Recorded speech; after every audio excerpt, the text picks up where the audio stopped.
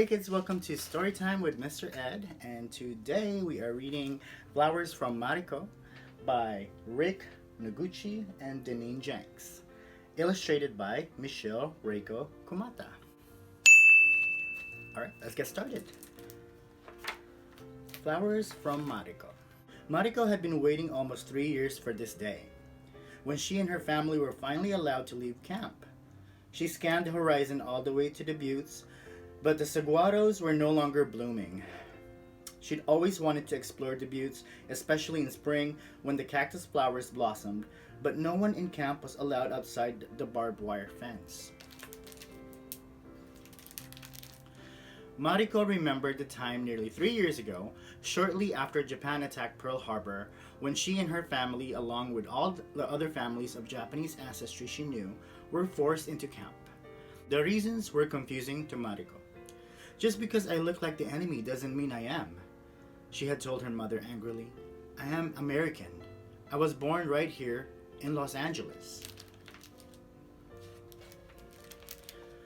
Mariko stood in the doorway and watched her father pull weeds from his garden. She thought about the gardening business he had left behind. She used to go along with him on his route and sing with him while they tended flower beds together. Haru ga kita. Spring is coming. Music makes the flowers grow, Father always said. When they were sent to camp, Mariko's father found it hard to leave his gardening truck behind. "My business depends on it," he said sadly, but they were allowed to bring only what they could carry. So he was forced to leave the truck with their landlord, who promised to look after it. Toward the end of the war, those who were willing to go east were allowed to leave first. Mariko was ready. She wanted to go back to a regular school and away from the desert heat and dust. But Mariko's father wanted to return home to California to start his business again. So they waited another year before the government finally let them leave. The day father left camp to get his truck for the family's journey home, Mariko gave him a big hug. "Be careful," she said. While she was excited about going home, she had also heard rumors that people returning from camp were not welcome. A few days later, Mariko and her little sister Emmy were outside playing marbles when they heard footsteps. They had expected father to drive up in a cloud of dust. Instead, he arrived on foot, his shoulders drooping, his glasses thick with dust. "My truck was gone," father said. "The landlord sold it and now he's left town. No one knows where he went." Maybe it was the saguaros towering behind him, their heavy arms raised towards the setting sun, that made Mariko's father look so small that day. Instead of driving to California in their own truck, Mariko's family had to take the bus. As soon as the bus began moving, Mariko felt anxious. She didn't know whether she would ever see her friends from camp again. She was also worried about making new friends. Mariko wished she could be like Emmy, who was too young to remember life before camp. All Emmy cared about was finding an ice cream store when she got out. During the long bus ride, Mariko and Emmy fell asleep. Mariko woke just as the bus arrived at their temporary home, a trailer park built for those returning from the camp. Mother said the trailers were provided by the government for families who didn't have anywhere else to go. The dull silver trailers reminded Mariko of camp. They were arranged in rows just as the barracks had been, with communal bathrooms in the center. Weeks passed and father could not find work. "Don't worry, we'll be fine," mother told her. But Mariko knew her parents were worried. Through the thin walls of the trailer late at night, she could hear them whispering, their words circling the dark rooms like birds without a safe place to land. Twilight soon became Mariko's favorite time. When the sky grew dark, she and Emmy stood outside and waited eagerly for the bonfire.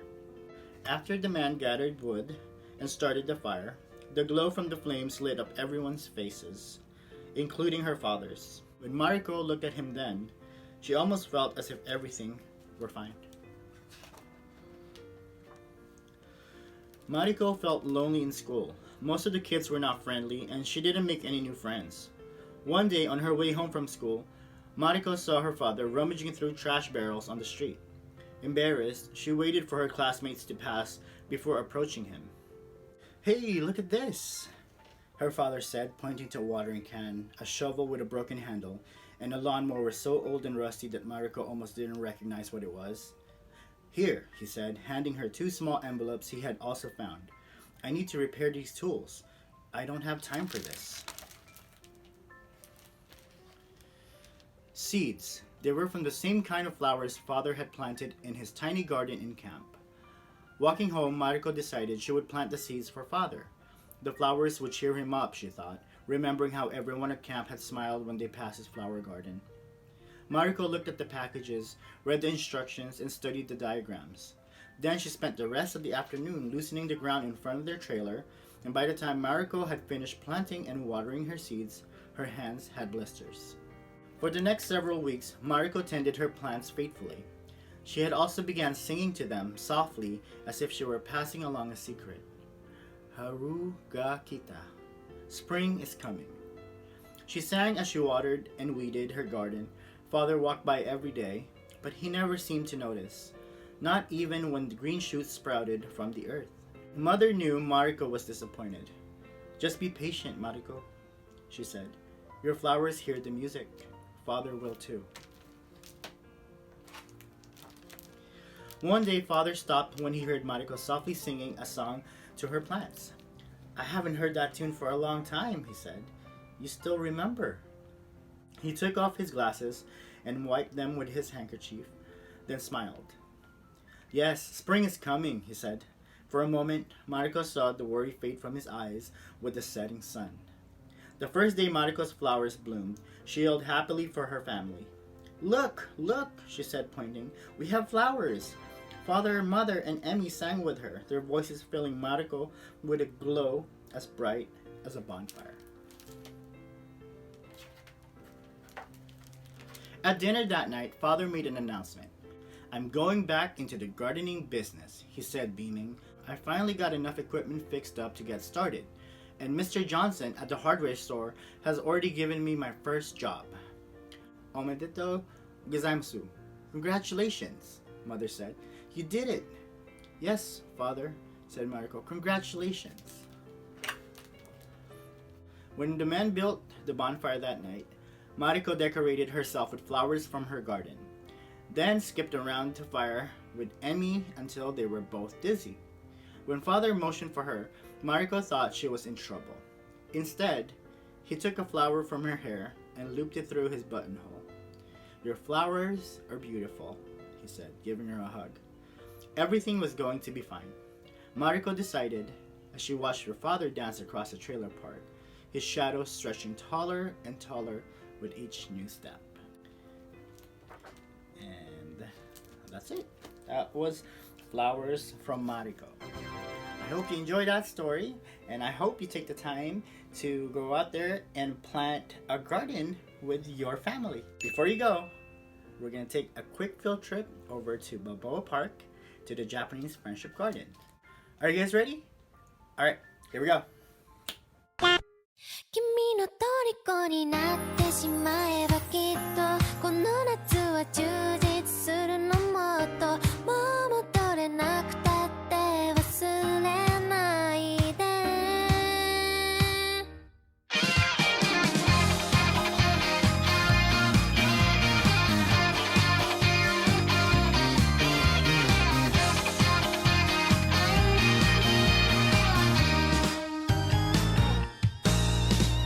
何年経っても言えない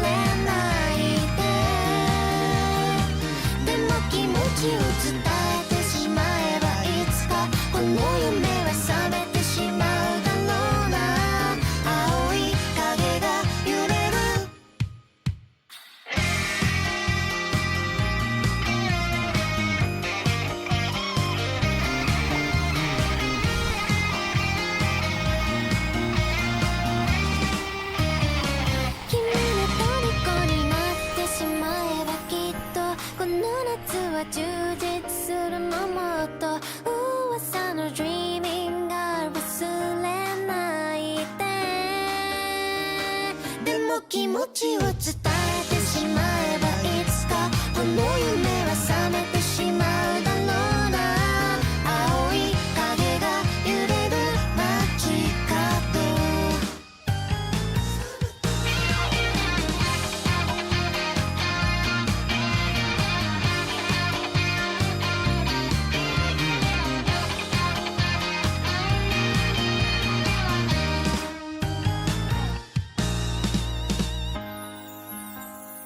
Alright, kids, that's it for today. Thank you for joining us. This is Mr. Ed signing out. See you next time. Bye.